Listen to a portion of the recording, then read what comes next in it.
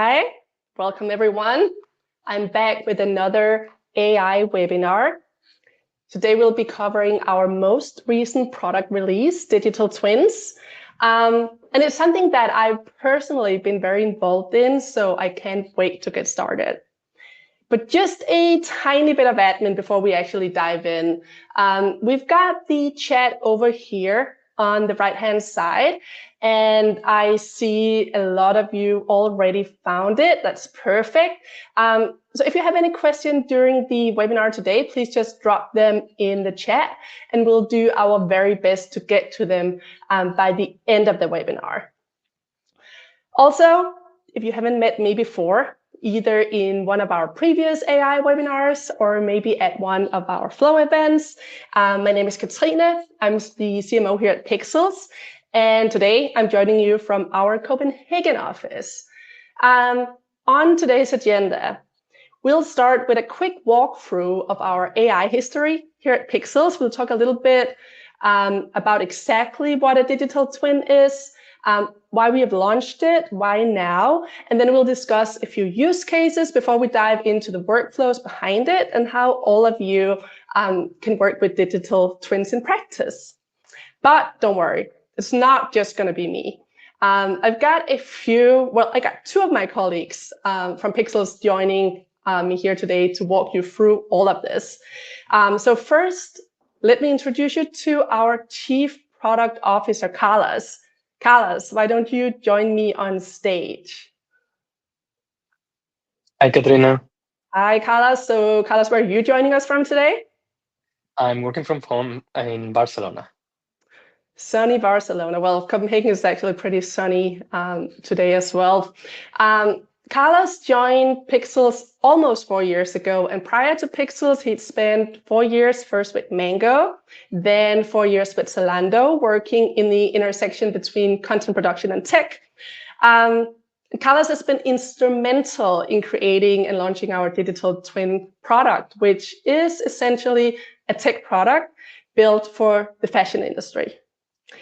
We also have Janus joining us. Welcome to the stage, Janus. Thank you very much. And Janus, where are you joining from? I am joining from, I'm looking outside now and it's very rainy, Holstebro. Really?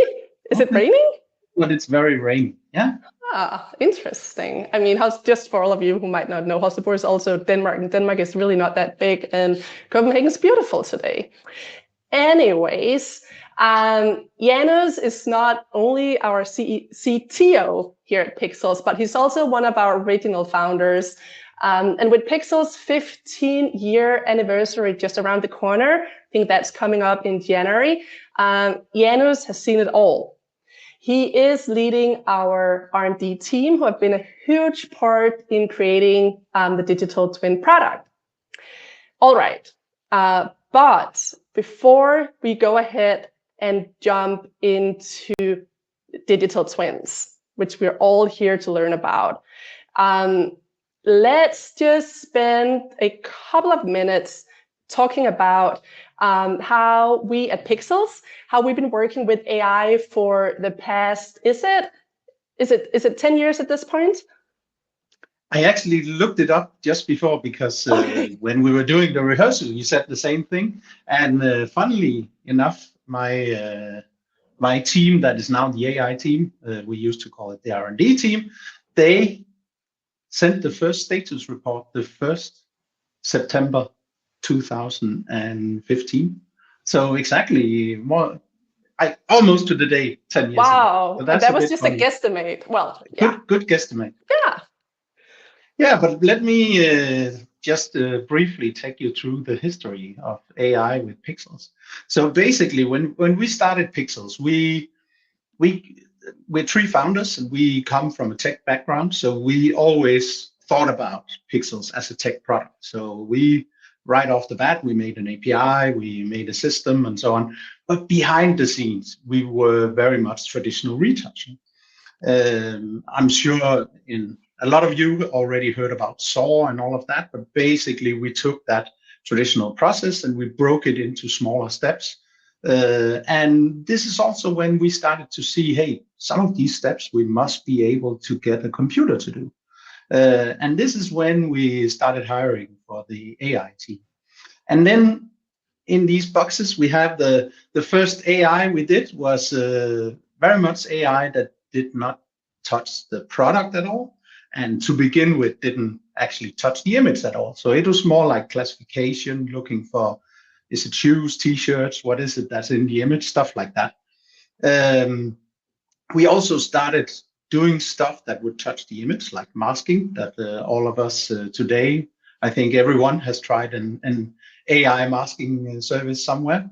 But still, we didn't change the product. We just removed the background, right?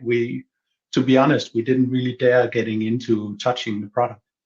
And then in the recent years, we've been more and more doing AI that actually touches the product. Could be stuff like color matching, where we will let AI change the color match or color change. We also have AIs today that can do a lot about cleanup. Ghost mannequin is another one where we actually change the shape of the product a bit and let our AI actually touch the real product, which of course is the most important thing. And today, I think it really feels like it's the next step, because now with all this generative AI that we are also moving into, we're not just touching the product, right? We're actually creating the image of the product from the ground up. So it very much feels like a progression we've been through. And yeah, it's an incredible journey. And of course, it just gets more and more interesting. And it's interesting, Janus, right? Because we're no longer just editing or perfecting the images, right? We're actually creating them, which is definitely exciting. All right. Thank you so much for taking us through that. But before we go all in on talking about digital twins, I also just wanted to make sure that all of us here today are just 100% aligned on what we mean here at Pixelz when we say digital twin. We use the terminology digital twin for a 100% AI generated replica of a real human model. So the image to the left in the red dress, this is a real photograph of a model called Nicole. And to the right, you have her digital twin that's 100% AI generated. But I mean, the point is that the twin looks just like her. It's a digital twin. It's basically a replica of her, right? So now that we are all clear on, we all agree on what we mean when we say digital twin, let's talk a little bit more about why digital twins and why right now. And Carlos, will you walk us through this? Yes, thank you, Catherine. Why now? The technology has been evolving significantly recently. We've been also working with AI for 10 years, as Janus said, and we always take care of quality first. And we thought, hey, now the technology is up to the point we can offer a quality that will satisfy our customer needs at a point that is cost effective, flexible enough to enable all their creative needs, and at the same time, it keeps the model rights control. It's, as you said, Catherine, it's a replica of a model. We work with that model, we work with that agency to make sure that there is this consent, this control of how the image is going to be used. And yeah, at that point, we said, hey, we can do this, let's launch it. And here we are today presenting the product to you. Right. And we launched the Digital Twins product about 6 weeks ago, I think, and it's been overwhelming, the amount of interest from within the industry. So let's just talk a little bit more about the use cases and where digital twins actually makes a lot of sense. Carlos? Yeah, as I mentioned before, then it allows you. The digital twin allows you to have creative freedom, and you can shoot whatever you want as far as your imagination goes. So you have no limitations, like you mentioned here in the slide about the weather. You can shoot anything because there are no weather conditions outside. You can shoot on the boat, like we have the image there, or we can even on Mars, on the moon. We have as many product variations and generations. It's super quick. It's really fast. You don't have to worry about last minute changes. Normally, when you shoot an editorial, you have a full production, I don't know, in Mallorca, and you miss something or there is some product changes, it will be difficult to go back there and reshoot it. With digital twins, you don't have that limitation. You have that freedom. It's also really suited for editorial or lifestyle imagery because of this freedom as well, and also because the business case is easier to make. All these shootings require a lot of preparation, a lot of time, a lot of investment from many teams, and also the cost that shooting entails. So it's very easy to see the ROI from digitalizing some parts of the shooting. And Carlos, I think that's a perfect segue into this next slide right here, because like I said, we've received a lot of interest and a lot of questions. And I think probably the one question that we get over and over is about whether we can use the digital twin product for standard product imagery for the PDP. Because it does seem like this is what a lot of brands would actually really like to do. So is that something we can do? And is it a good use case? It depends. Yes, you can use it for PDP, for e-commerce images. I mean, these images here are also from digital twins and AI generated. It depends. When you shoot e-commerce, you have really quick turnaround times. You have lots of limitations, also regarding budget and creative freedom. So you cannot use as much all the power from digital twins. You will be very limited. Also, the cost, the ROI, it will be more like the business case will be more difficult to make for PDP, depending on how much you invest. There are brands that invest a lot on a PDP shooting. They really treat it with a lot of care because they can, of course, and others that they need to shoot faster and bigger amounts. So if you are from the first segment, probably yes, it will be a good use for you. If you want really cost-effective and really speedy e-commerce images, then probably we'll have to wait a little bit more until there's a better case for you. All right. So is it fair to say, at least at this point, digital twins, the digital twin product is probably better used for lifestyle, editorial type of imagery. And maybe at some point we will get to a point where the business case or the ROI for regular e-commerce PDP imagery, maybe we'll get there at some point. Exactly. Okay. All right. I also just want to add, I actually find it super kind of funny and mind-blowing that these generative AIs, they are really good at doing a lot of this creative stuff and seems less good at doing this very strict stuff. And I think a funny example I just thought of, I've seen a lot of people have been doing this where they ask the AI to generate a room with no elephants in it. And all the time they're starting to catch up, but all the time it will generate a room, and of course with an elephant in it. And it's really hard to get it to, some of the simple instructions can be really hard. So I actually believe as well, getting a consistent white background to images, that can be super hard with the AI. And of course you can retouch it. But then exactly, you can retouch it. Then when Pixelz gets into play with the hybrid workflow and so on, everything you were explaining, Sure. we can put this model on a different background because the model, the AI didn't get it right, and then retouch it into the right environment. We will and we can also remove that elephant. That was exactly what I was going to say, Janos. We can get those elephants out of the rooms. Yeah, we'll take care of that. Exactly. All right, thank you. So I think it's time to look at an actual workflow example, how we work together with the brands that are interested in our digital twins product, right? So if you're already working with us, you'll know this is a little bit different from our normal post-production workflows. So Carlos, let's walk through these workflow, the different steps now. First one up here is the creative brief. How do we do that? Yes, and we are stepping into generating images instead of retouching that will come later. We need to know what do you need? What do you need to produce? In the same way that you will brief an agency, an external agency, or a freelance photographer, or even an in-house photographer that needs to shoot for you, you need to brief us on what do you need? What's the mood board? Which kind of lighting, posing, environment you want to create? What's the model casting, your model preferences? And we'll go to that in the next step, in fact. How many final images do you need of this specific brief? So on the mountains with this styling, I need 2 outputs. We need to know that as well.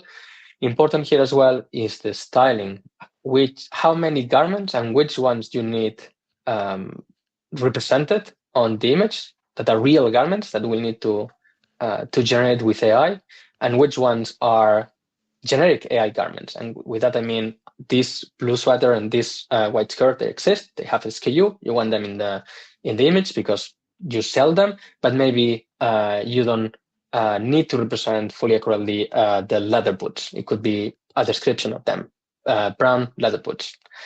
And then, of course, the makeup and styling of the model. I'm not like, this is very similar, and all the steps that you're going to see now are very similar to a regular shooting.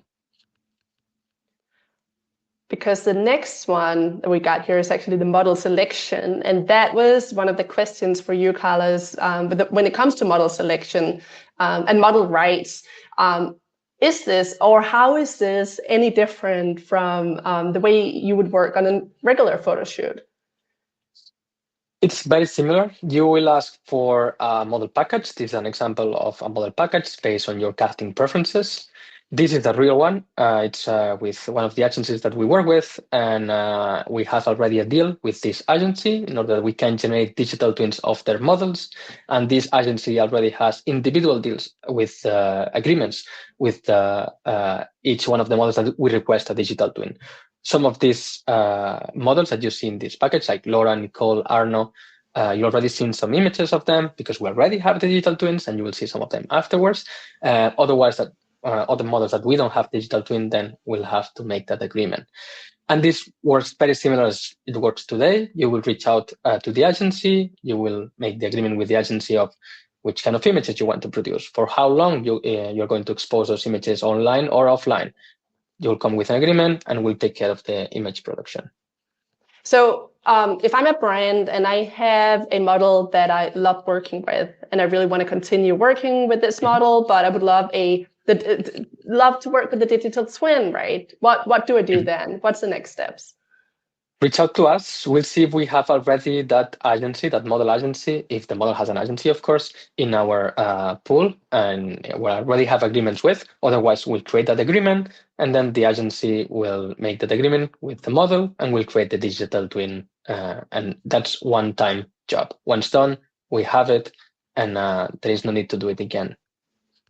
All right, so either you can select from the ones that we already have agreements with and that we already have created digital versions of, or you can bring your own, and we'll work with the agency to set up an agreement, and then we'll create the digital twin of that model. Exactly. Okay. Let's move on to the next step then. Well, I guess here we do have just a couple of examples of the model. This is the real model, the photograph. That's on the right-hand side in the green dress. And then we have her digital version on the left-hand side in a completely different setting. Another one here, the real model in the real photo on the right-hand side, the digital version, the AI version on the left-hand side. And here's another example as well. And Carlos, when we work this way, right, it's also a way to secure model rights, that the models have consented to having a digital twin created, and they're getting paid just like they would at a regular shoot. Exactly. The model can be shooting in one, I don't know, e-commerce studio in Berlin, and the digital twin can be being used in, I don't know, in the US, getting some editorial shooting, and somewhere else. So she's getting revenue from 3 shootings at the same time, for example. All right. So we've got the creative brief out of the way. we selected our model.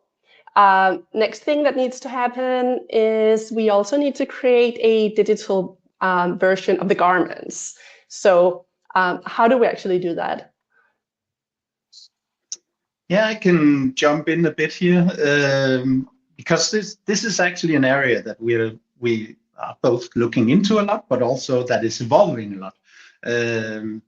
We do often, and right now we create this digital twin of the garment as well, and it's basically the same kind of process as we do for the model.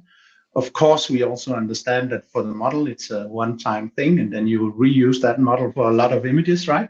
For the garment, of course, you'll usually also use it for a few more images, but not in any way the same amount.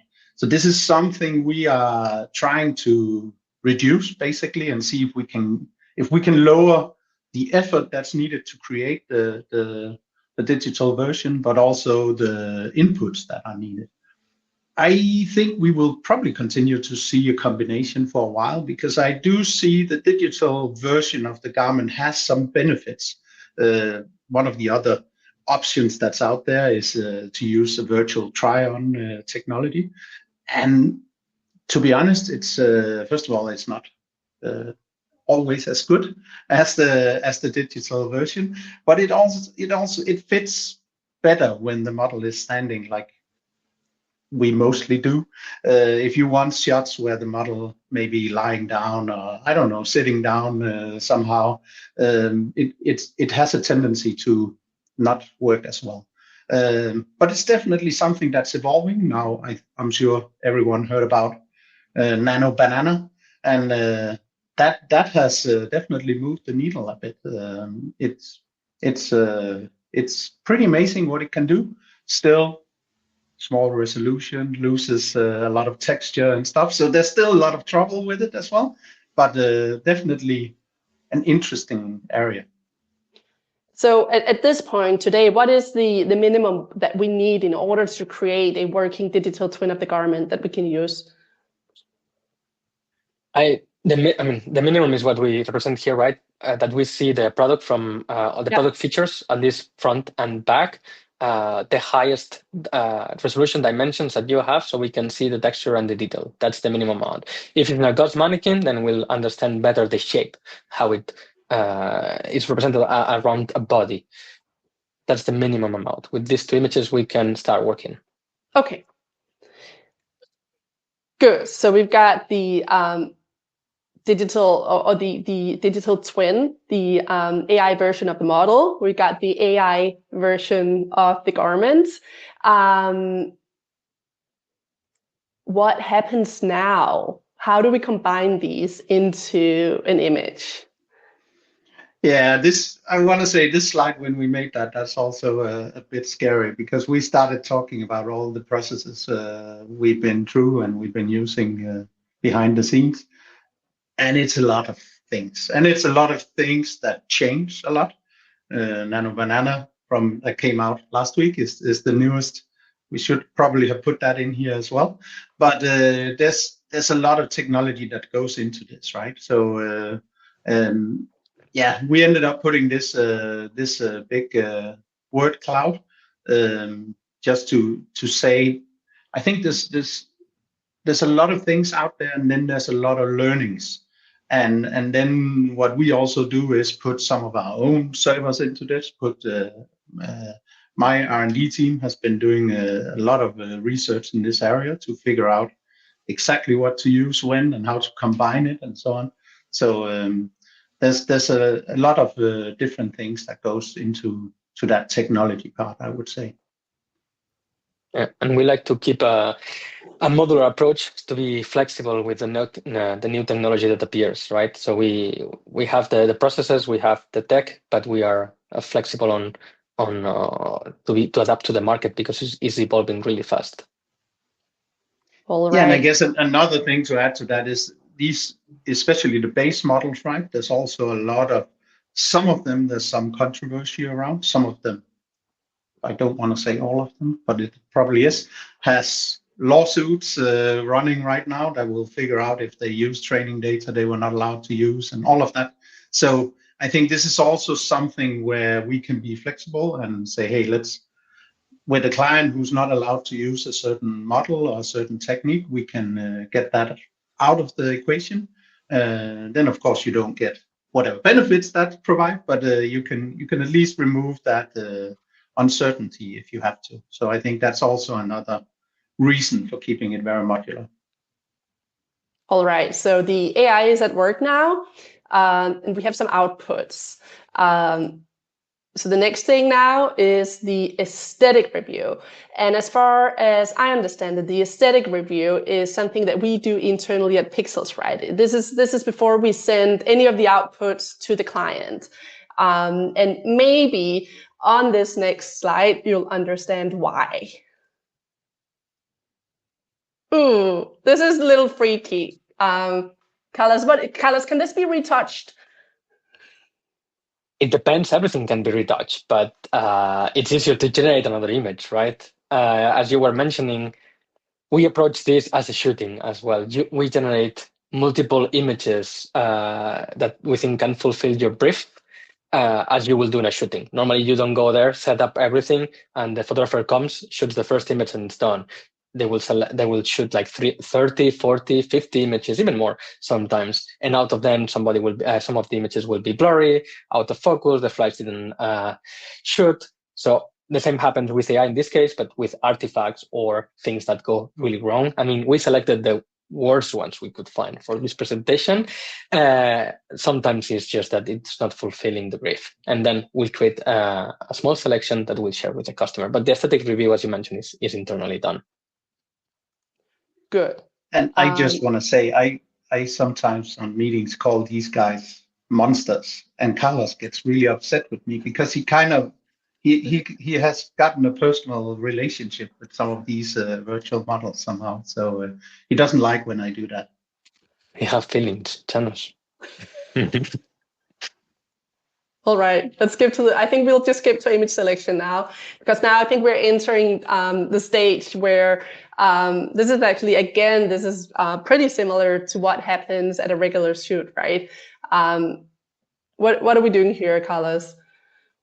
Yes, continuing to what I said before, we'll have a selection of 20, 30 images that they may have some artifacts, small ones that we think that they are retouchable. As I said, regular shooting will have some issues or some clumps that you can see from styling. But if we think that it's retouchable, then that will be part of the selection. In this case, I use Capture One because it's my preferred tool for this, and it's what you use in a shooting. We'll present that to the customer, and they'll have the final image selection. If that could be 1 or 2, then that will move to the next step. That's retouching. Exactly, because as with any other shoot, even though it's AI, or maybe not even though, maybe especially because it's AI, there is still a lot of post-production and retouching needed, right? The example we have here, I'm not exactly sure what's happening on her feet, if that's a sandal gone wrong, if it's toe ring that's sort of spread. But I think here, I mean, we have a good image, right? It turned out really well, but there is a small detail on her toe where we need to do something, right? Yeah, exactly. And we'll treat this as a regular image. It will go into our standard processes of retouching with an eye on the AI artifacts. We can also use the tool that we have, the front end, to the markups and go ahead. And this is a representation of our SOS steps, what you're showing here, right? The setting review, shaping, QA gate. These are, if you know us already, you work with us, this is familiar to you, and you even will see all the steps that the image went through on our platform. So this is the step we've made it to here now, the retouching step. This is just what we do for all the images that we work with, like the regular post-production workflows. So and here very we also similar. use AI for some of the steps, but yes, this is what we've been doing for many years. Perfect. And now we've actually made it to the end of this whole workflow, how we work with any potential client who would like to work on a digital twin campaign with us. So it's time for all of you to post your questions in the chat over here at the right-hand side.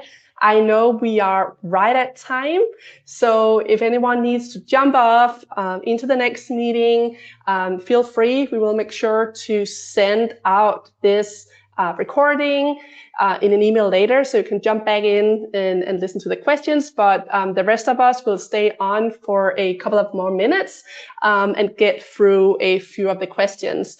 But while you put your questions into the chat, we just wanted to show you a few of the examples that we have created for our lookbook. Like I said before, we launched the digital twin product. I think about 6 weeks ago, we created a bunch of imagery for the lookbook. And we have here just a couple of examples of some of these images. Carlos or Janos, anything you would like to add or highlight to some of the imagery we see here? I work in the photo and retouch industry before moving to product, and I have to say it was fun. I was like shooting images, and I could experiment with my creativity creating a lookbook. It was a really fun process. I agree. Also, it's still, I think for me at least, one of the main takeaways was the fact that it still felt like a very human process, because we had a ton of people involved, right, in the entire process, even the models and the agency. So even though this is all created digitally, it still felt like a human process, which I thought was interesting. I really love them as well. I love the lookbook, but and I guess I should have shared this behind the scenes with you guys. But I actually think at some point we also need to make a campaign where we go crazy, where we go to Mars, where we go to the bottom of the ocean, something like that. But just because we can, right, with the digital twins. I agree, so, and I look forward to doing that. I agree, Janos, and I think one of the things that when we see brands that are already doing this, right, I think a lot of the stuff that we see could have been just a regular shoot, right? I would love to see a little bit more creativity being applied because now we can, right? There only the imagination is the limit, pretty much, which I think is cool. Anyways, so we do have a few questions popping up over here. There is one here. Can these also be used in large format like OOH? How can we get our models into the database? That's two questions. First one, large formats, yes. For these images, we just went with 4,000 pixels long, but it can get higher than that. It will take more time to produce the images and to retouch them when you retouch high resolution image. And then we can use any regular upscaling process that is normally done as well if you have to put this on a billboard. So yes, it can be used for large formats. And second question, yes, definitely. We can work with the model agency. If you're not asking from a model agency, I don't know if you are a brand or a model agency, but we can work with the model agency, make an agreement, and then create digital twins of the models that are interested of having a digital twin, of course. Yes. Another one here from Marina. Hi, Marina. Looking forward to seeing you in London in a couple of months. Anyways, Marina is asking, I would love to know the stakeholders who participate or should participate ideally in the translation from creative brief to the actual execution and application of the creative direction. Good question. As you mentioned, Katrin, this is a new product. It's been only 6 weeks, so we don't have a lot of experience of different stakeholders on the customer side. But on the Pixel side, what we can say is that we need somebody with an artistic eye, has a photographer's or art director background to make the interpretation of that brief. And we need somebody that's on the technical part, more on the R&D team from Janus, or AI technician, as we like to call it now, that can support on the AI part. But of course, the artistic eye is needed. We still need the creative involved on this process. Thank you, Carlos. I have another question here from Javier. Thanks, team. Carlos, can you repeat the reason why digital twins is better for still life or rather than PDP? In fact, that's a categorization. It's better if you don't have really quick turnaround time. For editorial lifestyle, you can maybe take a week to send us the brief, we understand it, we produce the digital twins, the assets, feedback, give you the selection, you select them, and we retouch. This cannot be done probably in one day, not yet, but it can be done in a week or a week and a half. So that's why we said it's more suited for lifestyle or editorial, because you have that lead time.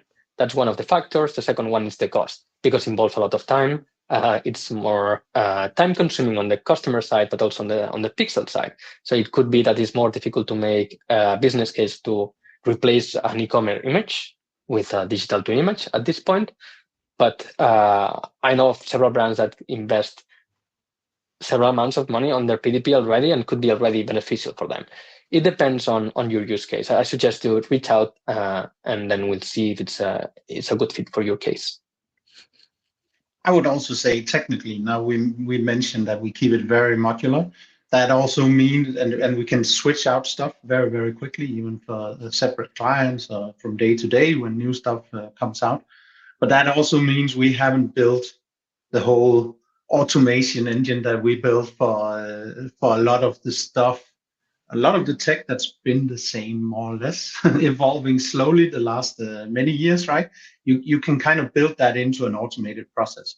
Right now, doing that will probably take us a few months, and by that time we will need to start again because something new came out.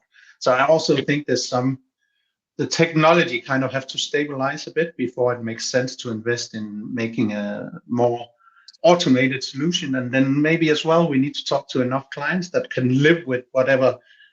We would probably box it a bit more if we had to do it super efficiently and super fast. And I'm sure we're gonna get there at some point. But right now, there's things with the technology as well, I think, that speaks more in that direction. And let's stay on the technology part here, because there is a question from Alexandra, and I don't even know if you can even answer this, but maybe we can. Can you give some technical details about images you create, maximum resolution, color profile, file formats? Yes. Resolution, I just answered that before, right? Or dimensions. I went with 4,000 because I wanted to also test like big image. It was 4,000 by 2,000 something, so 8-10 megapixel. We can go higher than that, as I mentioned before. And color profile, any color profile that you want. Adobe RGB, sRGB, then we can translate this to CMYK if you want to print. Regular process, or similar as any regular process with a camera. But it is a good question, because this is often a limitation as well. A lot of the base model has certain limitations in what sizes you can do. Then, of course, you can try to upscale and see how that goes.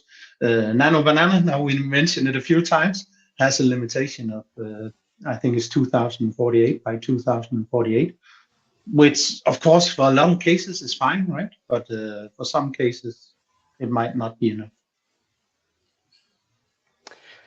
One more about model here. If a model doesn't have a contract and you need to create a digital twin for them, how long does that process typically take between executing the contract and creating a digital twin? It's from Emily. The contract is not in our hands. It's also between you and the agency, the customer and the agency. From the experience we had with this digital twin that we show you was really, really fast, like in a matter of sometimes hours even.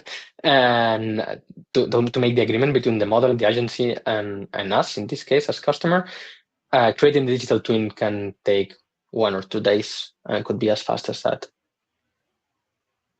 So the creation of the digital twin itself is not something that takes very long.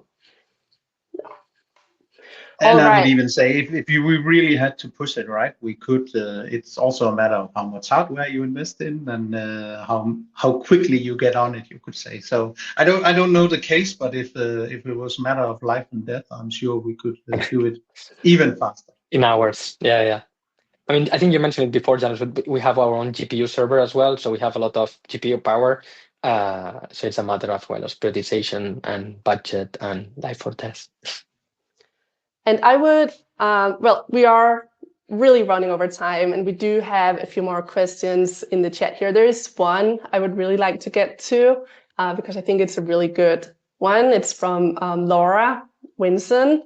Laura, thank you so much for joining us on the podcast recently. I listened to it. I love that episode. Go check out the Flow Show podcast if you haven't. Anyways, this is Laura from CBD Agency. She says, great session. As a model agent representing diverse talent, I wonder what your thoughts are surrounding diversity. How can we ensure that digital twins are representative of society? And how to ensure that advertising does not go back on the progress that we have seen over recent years. And I think that is a really, really good question. One of the things I'm personally a little bit upset about when it comes to virtual models, digital twins, diversity, all of that, is that it feels very much like the brands are just sticking to what they already do, to what they already know, right? And not taking advantage of the fact that we now have the tool to create any ethnicity, any gender, any age, diverse talent, like you're saying, right? So I guess, Laura, what we can do, right, is work with a model agency like yours, create digital twin of your diverse models, and then the brands that you already work with can use those digital twins of your models, right? So I think it's essentially keep fighting the same fight that you're already fighting, and just make sure that we also bring more diverse talent into the talent pool digitally as well as real life models. But I think that's really, really important. And maybe that's a question to end on here. Janus, Carlos, any notes on that? I want to say as well, I think, of course, in general, we can try to push as well, right? But just as human beings, I think it's kind of frustrating, just like you said, Katrina. I actually think it's also frustrating with the base models, because we didn't get into it today, but the base models are basically the ones that cost $100 million to train and are trained on billions of images. And it's basically harder to create these virtual models or digital twins when you need diversification. It's not built totally into the model, so you need to do extra work to do it. And you see it very clearly if you go to some of these. I haven't tested it with Nano Banana, but now I'm going to do it tonight. But if you go and ask these models to generate like an image of a doctor, right? They'll create a man. And if you say an image of a stay-at-home parent, they'll create a woman, right? They are already biased in some sense, and that is frustrating in itself, to be honest. But I would also love to see a lot more diversity in this field, and I would love for us to have some projects that are more diverse. So please. And I think with digital twins, we can definitely do it right. We can train the AI and we can do it. So definitely, it just takes a little more pushing and a little more work on also because of the tech, which is crazy, right? It is. Well, thank you so much to everyone joining us today. We will, like I said before, we will be following up with an email with the recording and a link to our digital twin lookbook and the landing page. If you're interested in learning more about how we can work together on a digital twin campaign, there's a form on that landing page you just need to fill out, and we'll be in touch. I also just wanted to mention that we do have a couple of events coming up this fall, where we'll definitely be talking much more about digital twins. So if you're either around Manchester or New York, we will be coming to town with a Float Local meetup. You can find all the info on our website. And if you're in Europe or London in November, we do have our Big Flow Europe coming up. Just want to say that we're about 80% at capacity at this point. So if you haven't registered yet, now is a really good time because we will be full. Thank you very much, Carlos and Janus, for joining us here today. And thank you to all the attendees for all the great questions and for joining us. Hope to see you at one of our events coming up in the fall, maybe at the next webinar. Again, thank you very much, everyone, and have a good day. Thank you. Very Thank much. you, everyone.